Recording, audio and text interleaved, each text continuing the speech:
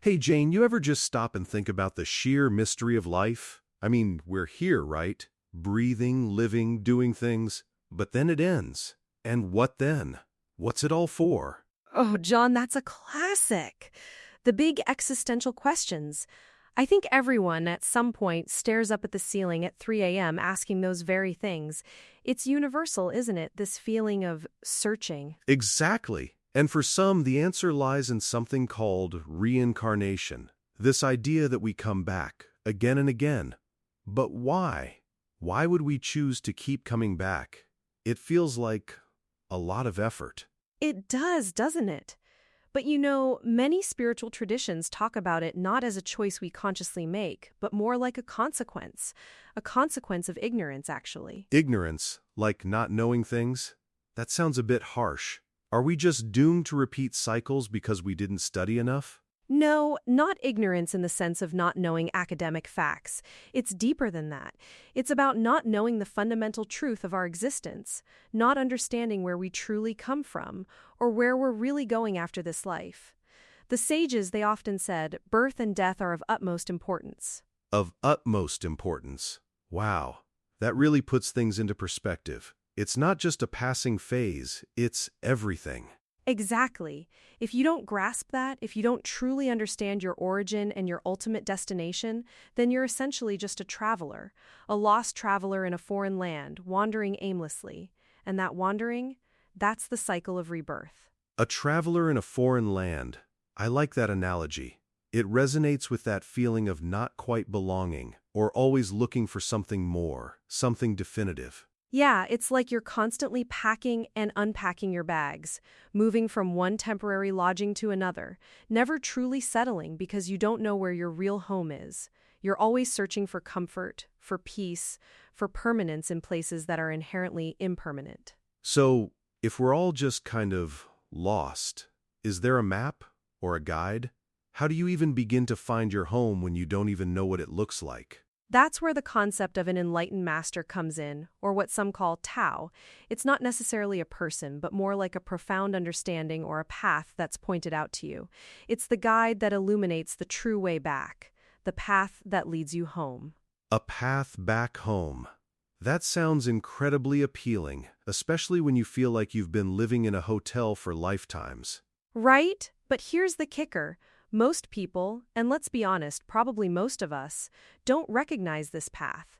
We keep searching outwardly, chasing illusions. We chase wealth, status, fleeting relationships, material possessions, thinking those things will bring us peace. Guilty as charged sometimes. It's so easy to get caught up in the daily grind, the pursuit of happiness as defined by society. You convince yourself that once you get that new car, or that promotion, or reach a certain number in your bank account, then you'll be content. And does it ever truly last, that feeling? It's often momentary, isn't it? A new car gets old, a promotion brings new stresses, and more money often just means more things to worry about. Can the heart ever truly be at peace that way, constantly grasping at things that slip through our fingers? No, it can't. It's like trying to fill a bucket with holes in it. You keep pouring, but it never stays full. So, this ultimate truth you mentioned earlier, is that the bucket without holes? Precisely.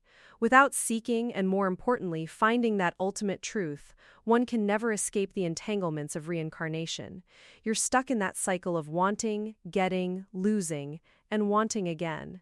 It's an endless loop of attachment and suffering, all stemming from that initial ignorance of our true nature. So, the key is understanding this ultimate truth. But what is it, exactly? Is it a secret code? A religious text? A guru? It's not something external you can simply get or buy. It's an internal realization. Once you truly understand it, you'll naturally know the true path of coming and going. And that, my friend, is what's referred to as the real way, or the Tao. It's the fundamental operating principle of the universe, and of our own consciousness. The real way. So, it's not just about escaping something bad, but finding something profoundly good and true. Exactly. Think about it this way. If you know where your own comfortable, beautiful home is, would you still choose to stay in someone else's house indefinitely? A house that might be nice for a while, but it's never truly yours, and you're always subject to someone else's rules or preferences? No, you wouldn't. You'd go straight home. You'd want the comfort, the familiarity, the sense of belonging that only your own home can give you. It's intuitive. Right. So when you truly understand where your soul comes from, its divine origin, its intrinsic nature, and where it is destined to go, its ultimate reunion with that origin, then you won't need to stay in this cycle of rebirth anymore. The longing, the confusion, the ignorance, it all dissolves. That's a pretty profound thought. It implies that reincarnation isn't a punishment, but more like a continuous learning journey until we figure out the ultimate lesson. A journey born of misunderstanding, yes. It's not about being good or bad in a moral sense, though our actions certainly have consequences. It's about fundamental awareness, or lack thereof. If you don't realize you're a sovereign being with a true home, you keep trying to build temporary homes in the material world. Temporary homes. That's a powerful way to put it. So many of us are trying to make our temporary homes into permanent ones, investing everything into something that's, by definition, impermanent. Exactly. Think of someone building an elaborate sandcastle on the beach. They spend hours, days even, perfecting it, decorating it. They might even feel immense pride and attachment to it. But the tide always comes in, doesn't it? And all that effort, all that attachment is eventually washed away. Oh, that's such a perfect metaphor. We're building sandcastles lifetime after lifetime, and then getting upset when the waves of change or death come and dismantle them. Pretty much. And then we wake up on the same beach, maybe in a slightly different spot, and start building another sandcastle, forgetting that the real objective isn't the sandcastle itself, but understanding the nature of the ocean, the beach, and our own relationship to them. It's about understanding the real way of things. So, how does one even begin to grasp this ultimate truth? Is it through meditation, study, some kind of mystical experience? All of those can be tools, absolutely. But it often starts with a genuine, unwavering desire for truth, a willingness to look beyond the superficial, to question everything you've been told, and to really listen to that quiet, inner voice that perhaps whispers there's something more. It's about turning inward rather than outward. Turning inward. That's a tough one in our noisy, distracting world. We're constantly bombarded with reasons to look outside ourselves for answers. It is. That's why the path isn't easy, but it's the most rewarding. It means developing a stillness within yourself, where you can discern the difference between the fleeting illusions and the timeless essence of who you are. It's about realizing that the peace and belonging you seek isn't out there, but has always been in here, waiting for you to recognize it. So, once you realize it, once you truly know your home, as you said, the cycle just stops? There's no more reincarnation? That's the promise. The real way transcends the need for rebirth. You've completed the curriculum, so to speak. You've understood the fundamental nature of reality and your place within it. You've found your true identity beyond the temporary labels and forms. You're no longer lost. You've remembered who you are and where you belong. It's like waking up from a really long, vivid dream. You were fully immersed in it, believed it was real, but then you open your eyes and realize, oh, it was just a dream. I'm actually in my bed, in my own room. Exactly that. And you wouldn't keep going back to that dream just for the sake of it, especially if the dream was sometimes confusing or challenging. You'd be happy to be awake, in reality. The desire to go back or to continue the dream fades because the truth of your awakened state is far more fulfilling. That's a comforting thought, that there's an end game, but it's not an end of existence, but an end of wandering, an end of being lost. It's like finding ultimate freedom.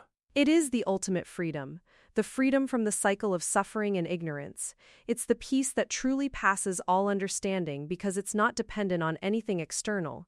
It's the inherent peace of knowing your true self. So, for anyone listening who feels that restlessness, that sense of not quite belonging, or the deep questions about birth and death, the message is clear. The answer isn't out there. Precisely. The answers aren't in another lifetime, or another possession, or another person. They're within you, waiting to be rediscovered. It's about turning that inward gaze, listening to that quiet wisdom, and seeking that ultimate truth. Because once you find it, you truly find your way home. That's a beautiful thought to leave our listeners with today, Jane. A journey inward to find our way home and end the cycle of wandering.